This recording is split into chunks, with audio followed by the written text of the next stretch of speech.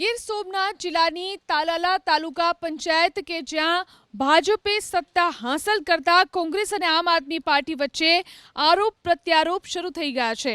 કોઈ પણ પક્ષને સ્પષ્ટ બહુમતી ન મળતા સત્તા મેળવવા માટે ગઠબંધનની શક્યતાઓએ ચર્ચા ચાલી રહી હતી, પરંતુ અંતિમ ક્ષણે કોંગ્રેસ અને આમ આદમી પાર્ટી વચ્ચે સત્તાનું ગણિત સેટ ન થતા આખરે ભાજપે પોતાના સંખ્યાબળ અને વ્યૂહાત્મક રણનીતિથી સત્તા મેળવી લીધી।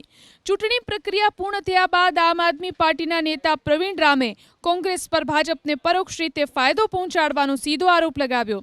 સાથે જ કોંગ્રેસને ભાજપની બી ટીમ ગણાવી તો કોંગ્રેસના પૂંજા વંશે આરોપ લગાવ્યો કે ભાજપના એક સભ્યને પોતાની તરફ ખેંચી લાવી આમ આદમી પાર્ટી વાર્તા કરી હતી, પરંતુ આમ આદમી પાર્ટી તેમાં નિષ્ફળ રહી। પૂંજા વંશે સ્પષ્ટ કર્યું કે કોંગ્રેસ ક્યારેય ભાજપની બી ટીમ બની શકે નહીં। કોંગ્રેસના બે સભ્યો હોવા છતાં એમને આમ આદમી પાર્ટીએ ઉપપ્રમુખ, કારોબારી અને ન્યાય સમિતિ આ તમામ વસ્તુઓ આપવાની બાહેંધરી આપી હોવા છતાં એમણે આમ આદમી પાર્ટીના પ્રમુખ પદના ઉમેદવારમાં સમર્થન ન આપ્યું અને બીજેપીના પ્રમુખને બેસાડવામાં ઇનડાયરેક્ટલી ક્યાંક સમર્થન આપી દીધું હોય એવું અહીંયાથી પ્રતીત થાય છે।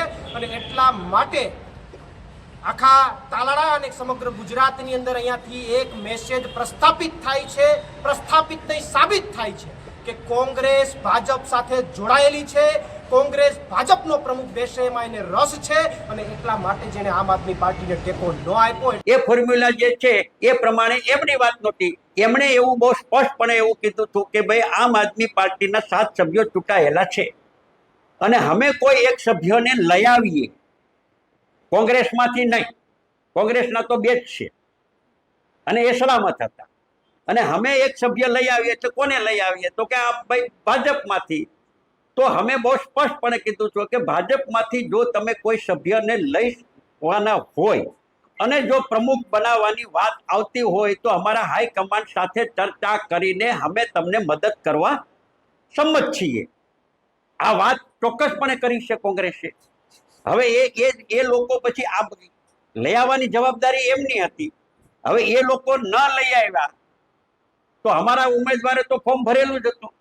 વાસ્તવિક રીતે કોંગ્રેસ પક્ષ જે છે એ ભાજપની બી ટીમ નથી।